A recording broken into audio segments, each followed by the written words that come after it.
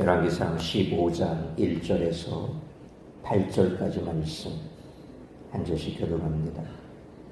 느바세 아들 여로보암 왕 18째 해에 아비암이 유다 왕이 되고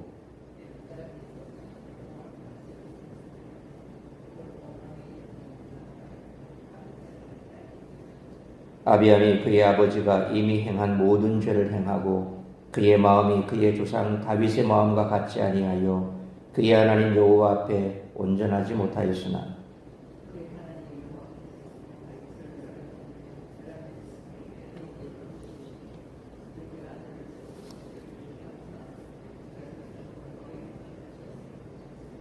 이는 다윗이 햇사람 우리아의 일 외에는 평생에 여호와 보시기에 정직하게 행하고 자기에게 명령하신 모든 일을 어기지 아니하였습니다.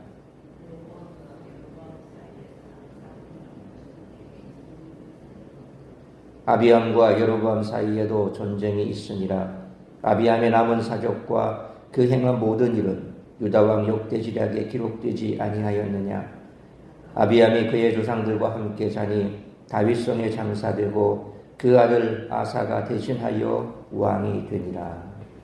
아멘. 여로보암이 아직 통치 중일 때 르호보암의 아들 아비암이 왕위에 오릅니다. 열왕기 저자는 아비암의 통치를 짧게 기술하며 그를 평가합니다. 오늘 본문이 왕에 관한 많은 정보를 주지 않기에 아비암이라는 왕에 대해 자세히 알기는 쉽지 않지만 오히려 그에 관한 신학적 평가가 직선적이어서 오히려 메시지가 강력하게 다가옵니다. 오늘 본문은 독자들에게 크게 두 가지 주제를 가르칩니다. 첫째는 쉽게 끊어지지 않는 왕가의 죄악, 그리고 둘째는 그럼에도 불구하고 여전히 주어지는 하나님의 은혜입니다. 첫 번째, 쉽게 끊어지지 않는 왕가의 죄악과 관련해 본문은 아비암이 왕으로서 저지른 죄악이 매우 지대했음을 지적하면서 그를 그의 아버지와 연관시킵니다. 악한 통치가 이루어지는 상황을 7절 말씀처럼 전쟁이 끊이지 않음이라고 말하면서도 6절 말씀처럼 아버지를 언급합니다. 아비암의 통치를 요약하는 본문 6절로 8절에서는 르호보암 시대의 전쟁을 먼저 언급합니다. 아비암은 분명 아버지의 영향을 강하게 받았습니다. 따라서 성도들은 개인의 죄와 그 결과로 오는 책임을 무겁게 받아들여야 합니다. 특히 그 책임은 개인의 차원을 넘어 영향을 미칠 수 있다는 것입니다. 두 번째, 그럼에도 불구하고 여전히 주어지는 하나님의 은혜와 관련해서 아비암에게는 다윗에게 약속하신 하나님의 은혜가 여전히 비칩니다. 르호보암에게 비추어졌던 은혜가 여전히 아비암을 향해 흐른다는 것입니다. 죄의 책임이 흐르는 것 같이 은혜의 강도 계속 흐른다는 것이죠. 그리고 물론 죄는 결과를 남기고 징계를 불러오지만 이것은 다윗의 실패도 르호보암의 실패도 아비암의 실패도 뛰어넘는다는 것입니다. 이는 하나님의 은혜가 값싸게 여겨질 수 있다는 그런 의미가 아닙니다. 오히려 하나님의 은혜의 능력을 바라보아야 한다는 것을 우리들에게 가르치고 있습니다. 다윗 왕가에 주어진 은혜는 왕좌가 끊이지 않는 것이었습니다. 현재 성도들에게 그 능력은 무엇일까요? 하나님이 임재하시겠다는 약속이며 그분이 성도들의 삶을 보호하시겠다는 소망입니다. 아비암은 세속 역사의 관점으로 보면 짧은 통치 기간에도 불구하고 역대하 13장 16절로 21절 말씀처럼 북이스라엘과의 대립에서 확실한 우위를 점하며 국가를 부강하게 이끈 왕입니다. 그러나 열왕기 저자는 그가 아버지 르호보암과 똑같은 주의 길을 걸었다고 고발합니다. 세상은 환호할지라도 하나님 앞에서는 의미 없는 인생도 있음을 알아야 합니다. 따라서 이와 같은 오늘 본문의 말씀을 통해 우리들이 깨달아야 할 것은 첫째로 1절로 3절 말씀처럼 성령님을 의지하고 그분의 인도함을 따라 살아야 한다는 것입니다. 르호보암의 아들 아비암은 1절 말씀처럼 이스라엘이 남과 북으로 나뉘어 치열하게 교전을 벌이던 혼란한 시기에 왕으로 등극합니다. 아버지 르호보암은 역대하 11장 21절로 22절 그리고 오늘 본문 2절 말씀처럼 처첩이 78명이었고 아들은 28명이나 되었으나 아비암의 어머니 마아가를 모든 처첩보다 사랑하여 아비암을 후계자로 세웠습니다. 솔로몬의 정략 결혼이 신정 국가의 통치를 흔들고 이어 왕이 된 르호보암이 이방 여인인 어머니의 영향으로 자라나 남유다는 우상 숭배의 길로 접어들었습니다. 따라서 아비암은 3절 말씀처럼 어둠이 깃든 왕조를 개혁하기 위해 다윗의 길을 선택해야 했지만 할아버지와 아버지가 걸은 죄악의 길을 선택했습니다. 인생은 상황과 환경에 많은 영향을 받습니다. 그러므로 우리의 상황과 환경을 역전시키고 삶을 의미 있는 인생으로 바꾸어 주시는 성령님을 의지하고 그분의 인도함을 따라 살아가는 우리 모두가 되시기를 축원합니다. 두 번째로 4절로 5절 말씀처럼 하나님이 인정하시는 인생이 진정 유의미한 인생이라는 것입니다. 하나님의 뜻에 불순종한 결과가 영원한 형통일 수 없습니다.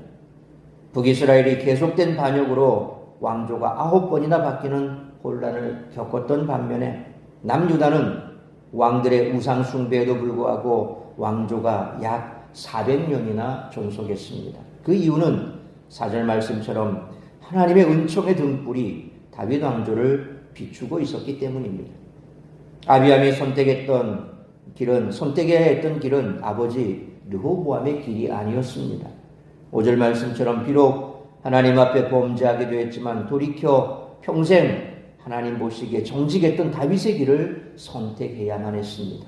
안타깝게도 아비암도 르호보암처럼 잠깐 형통은 맛보았지만 곧 죄악의 길을 걸어감으로 무의미한 인생을 살아갑니다. 세상에서 성공을 거두는 삶이 의미 있는 인생이라고 착각할 수도 있습니다. 그러나 영원하신 하나님이 인정하시는 인생이 진정 유의미한 인생이라는 것입니다.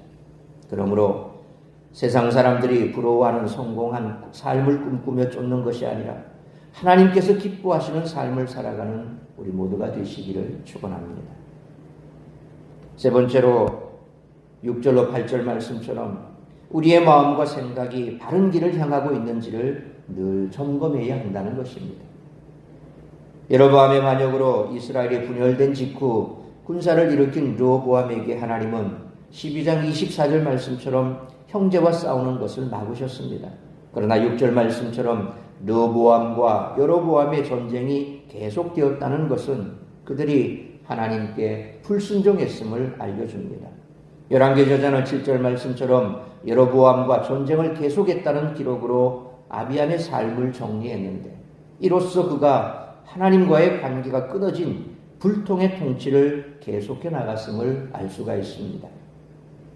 역대하 13장과 8절 말씀처럼 비록 통치 초기 아비암이 위기에서 하나님께 기도와 승리를 얻은 사건도 있지만 이후 타락의 길을 걸었기에 승리와 회복이 아닌 전쟁과 죽음의 어두운 역사만이 기록된 것입니다.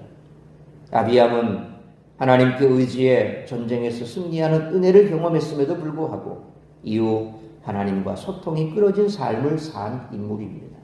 그러므로 오늘 우리의 마음과 생각이 바른 길을 향하고 있는지를 점검하고 말씀과 기도 가운데 하나님과 소통하며 순종의 삶을 살아가는 우리 모두가 되시기를 축원합니다.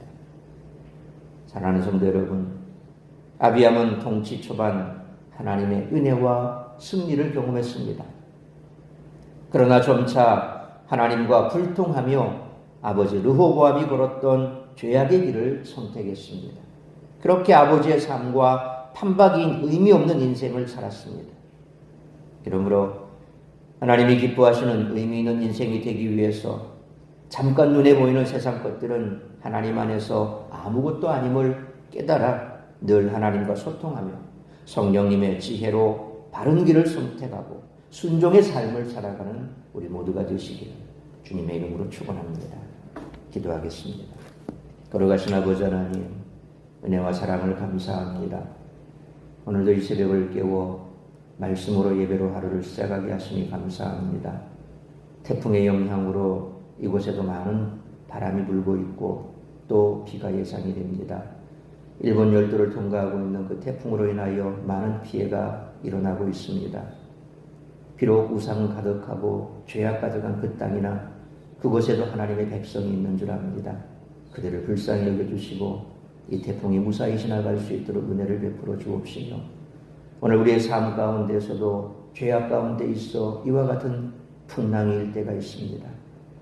하나님께서 우리에게 베푸신 은혜가 크고 내가 하나님께 받은 그 많은 감사와 은혜가 있음에도 때로 우리는 세상의 욕심으로 우리의 삶이 죄악의 길을 걸을 때가 있습니다.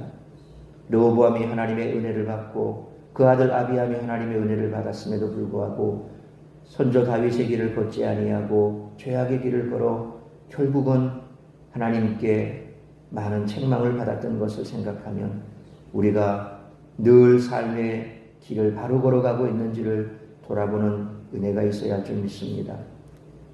세상의 욕심을 쫓아 살아가는 것이 아니라 세상의 환호성과 또 세상이 칭찬하는, 세상이 부러워하는 그런 죄악의 길을 걷는 것이 아니라 하나님께서 기뻐하시는 삶을 살아가는 것이 비록 세상 속에서 때로 힘든 길이고 좁은 길이고 그래서 세상 사람들이 보지 않는 그런 가지 않는 길이라 할지라도 우리는 그 길을 걸어가야 할 인생임을 잊지 않기를 원합니다.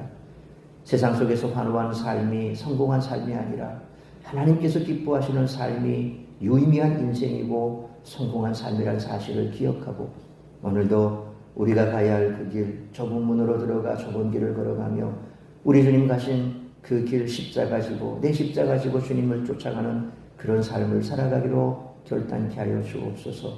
오늘도 우리 사랑하는 성도들 어디에 있든지 무엇을 하든지 나를 통하여 이루고자 하는 하나님의 뜻을 이루어드리는 복된 삶을 살아갈 수 있도록 성령께 우리의 삶을 맡기고 우리를 인도하시는 성령님의 인도하심을 쫓아 복된 하루의 삶을 살아갈 수 있도록 축복하여 주옵소서. 오늘도 우리가 주님 앞에 간절히 부르짖어 기도하는 그 기도가 하나님의 뜻에 합한 기도가 되어 하나님의 때에 하나님의 방법대로 응답받을 수 있기를 간절히 빌고 소원하오며 이 모든 말씀 우리 구주 예수 그리스도의 이름으로 기도하옵나이다. 아멘.